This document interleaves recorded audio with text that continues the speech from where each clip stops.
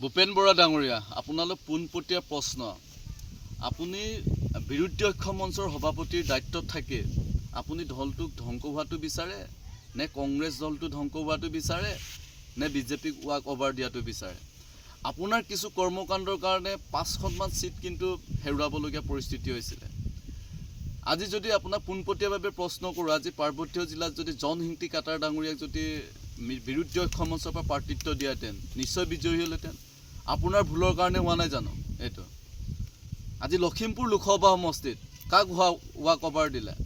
আপোনাৰ ভুলৰ কাৰণে হাৰা নাই জানো?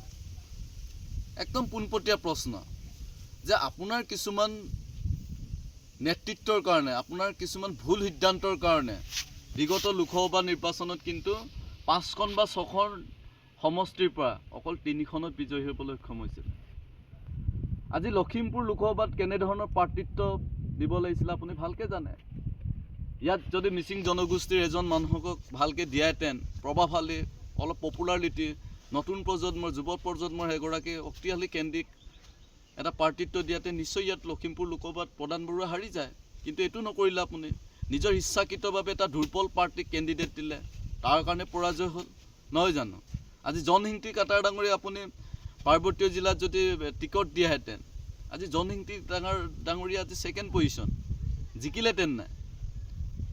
কি কৰিব বিচাৰিছে মানে? আজি কংগ্ৰেছ দলৰ সভাপতি আৰু বিৰোধী ঐক্য মঞ্চৰ সভাপতি ভূপেন বৰা ডাঙৰীয়ালৈ মই প্ৰশ্ন কৰিছোঁ। মই নিৰ্মল পাইং, লখিমপুৰ, মোৰ ৰাইজৰ দলৰ এজন সক্ৰিয় কৰ্মী।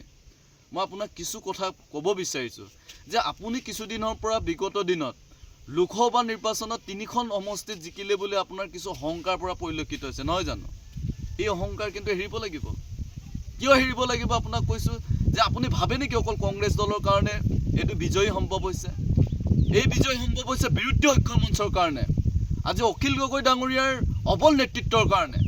আজি ধুবুৰীত অখিল গগৈ ডাঙৰীয়াই কিমান শক্তিশালী নেতৃত্ব দিছে, ষ্টাৰ কেম্পেইনাৰ। আজি নগাঁৱত কেনেকৈ শক্তিশালী নেতৃত্ব দিছে, নিজৰ গৃহ সমষ্টি যোৰহাট লোকসভা সমষ্টিত কেনেধৰণে নেতৃত্ব দিছে। কাৰ কাৰণে জিকিছে? বিৰোধী ঐক্য মঞ্চৰ কাৰণে। আমাৰ মাননীয় ৰাইজৰ দলৰ সভাপতি ডাঙৰীয়াই কিন্তু মই শব্দটো ইউজ নকৰে, কিন্তু ভূপেন বৰা ডাঙৰীয়াই বিগত টিভিত দেখি আছোঁ যে অকল আপুনি মই শব্দটো ব্যৱহাৰ কৰে। এই কথাবিলাক বাদ দিব লাগিব। আমাৰ লক্ষ্য আৰু উদ্দেশ্য কি? 2026ত সাম্প্ৰদায়িক এই বিজেপি এই দলটোক ইয়াৰ পৰা বিদায় পুলিয়ে পুকালিয়ে উৎখাত কৰা মিছন, নহয় জানো? এতিয়া উপনিৰ্বাচন আহি আছে বোলে আমি অকল কংগ্ৰেছ দলে অকলে খেলিম। এইটো কেনেধৰণৰ কথা? বিৰোধী ঐক্য মঞ্চৰ সভাপতিৰ দায়িত্বত থাকি এটা এলায়েন্স পাৰ্টিৰ সন্মানীয় বন্ধুত্বমূলক লিডাৰবিলাকক যেনেধৰণে আপুনি সন্মান দিব লাগে, সন্মান দিবলৈ কিয় সক্ষম হোৱা নাই? এইটোতো বৰ লজ্জাৰ কথা।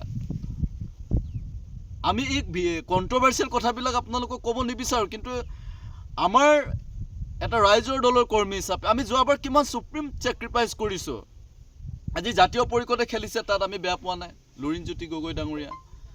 আজি আমি ৰাইজৰ দলতো খেলিব পাৰিলেহেঁতেন, কিন্তু আমি অকল একমাত্ৰ সাম্প্ৰদায়িক বিজেপিক উৎখাত কৰিবৰ কাৰণেহে আমি সুপ্ৰিম ছেক্ৰিফাইচ কৰা হৈছিল। আমি কৰ্মী হিচাপে কিন্তু বহুত হেঁচা দিছিলোঁ আমাৰ সভাপতি অখিল গগৈ ডাঙৰীয়াক।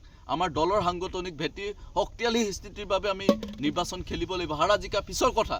কিন্তু এই কথাটো চিন্তা কৰা নাছিলে যে এই সময়ত আমাৰ দলৰ কথা চিন্তা নকৰি কিন্তু এই সময়ত আমাৰ বিজেপিক উৎখাত কৰাৰ কাৰণে আমাৰ সভাপতি ডাঙৰীয়াই চিন্তা কৰিছে। আৰু এইকাৰণে সুপ্ৰিম ছেক্ৰিফাইচ, এই সুপ্ৰিম ছেক্ৰিফাইচ শব্দটো ব্যৱহাৰ কৰি আৰু সুপ্ৰিম ছেক্ৰিফাইচো কৰা পৰিলক্ষিত হৈছে। এই বুলি আপুনি এটা সুযোগ নল'ব।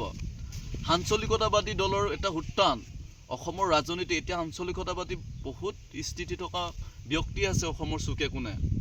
আমাৰ নেতৃত্ব আছে, ৰাইজৰ দলৰ সেনানী আছে, লিডাৰশ্বিপ আছে। প্ৰতিখন সমষ্টিয়ে বিধানসভাৰ মজিয়াত ফাইট কৰিব পৰা, বিধানসভাৰ মজিয়াত এছেম্বলিত কণ্টেষ্টত কৰিব পৰা আমাৰ লিডাৰ আছে। ভাবে নেকি ইমান দুৰ্বল বুলি? কেতিয়াও নাভাবিব। আপোনাৰ কিছু অহংকাৰ হেৰক ভূপেন বৰা ডাঙৰীয়া।